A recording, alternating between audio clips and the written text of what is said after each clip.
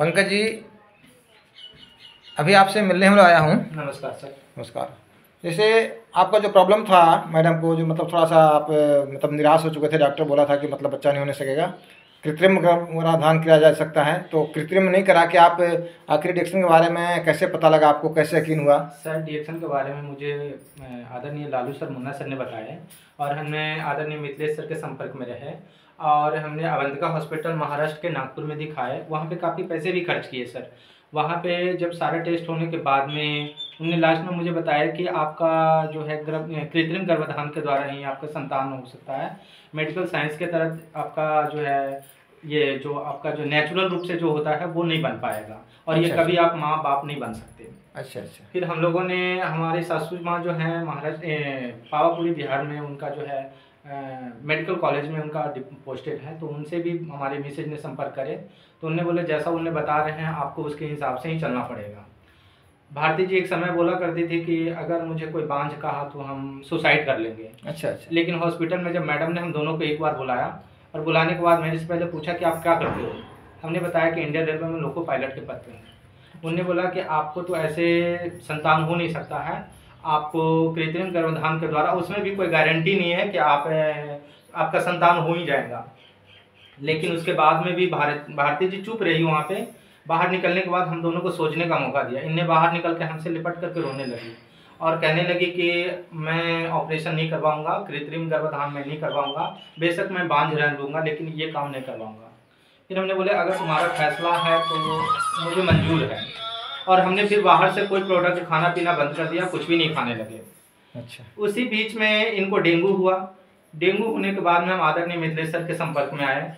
हमें आरजी को बताया गया, नोनी जी को बताया गया, जीएल को नोनी जी बताया गया, आरजी जीएल नोनी जी आस्पोर्लिना कि आप इन चीज़ों को खाने लगिए।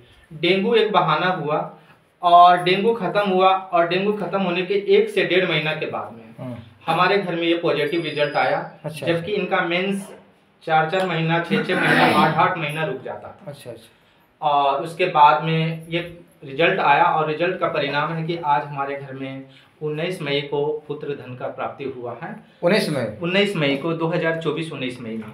और सो इस भारती जी यही आरजी जी लिखाए थे जी। तो मतलब उस समय तो आप भरोसा नहीं किए होंगे? नहीं, उसमें तो पता नहीं चला था, लेकिन जब रिजल्ट आया तब महसूस हुआ। अच्छा, तो अगर आपसे कोई जानना चाहे तो बता देंगे अपनी बात को। जी। आरजी जीएल अस्पर्ना नोनी यही है ना? जी। सोचिए कितना बड़ा मिसाल, जो डॉक्टर जहाँ से हाथ ऊपर कर दिया था, रिजल्ट मिला। तो पंकज जी, यदि कोई आपसे बात करना चाहेगा तो बात बेहिचक करेंगे?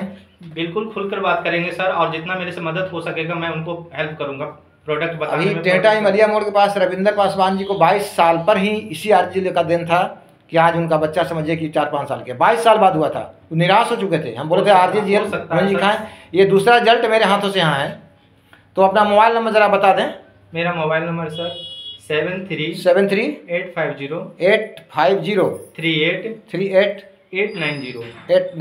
जी। यदि कोई संपर्क करना चाहें तो आप बेहिचक बता दें। 24 आवर हम उनके सेवा में हाजिर हैं। हाँ, बहुत सारे लोग परेशान हैं। मुझे मालूम है सर, जो दुख से मैंने गुजर के आया हूँ सर, ये दुख मुझे पता है कि कैसे लोग परेशान रहते हैं। भारती जी, आप अभी मैंने कैसा महसूस कर रहे हैं? जी। कैसा महसूस कर रहे हैं? महसूस कर रहा हूं। तो ये बच्चा के नाम अभी नहीं रखे, जरा सोच कीजिए। ये समझिए कि डिएक्शन का, समझिए कि गैनो में भी है, समझ गए ना? सोचिए आरजीजीएल का क्या कमाल है। Hello RGGL. पंकज जी, खास करके हम आपसे मिलने आए थे। बहुत बहुत धन्यवाद सर। ठीक है, good morning. Good morning sir.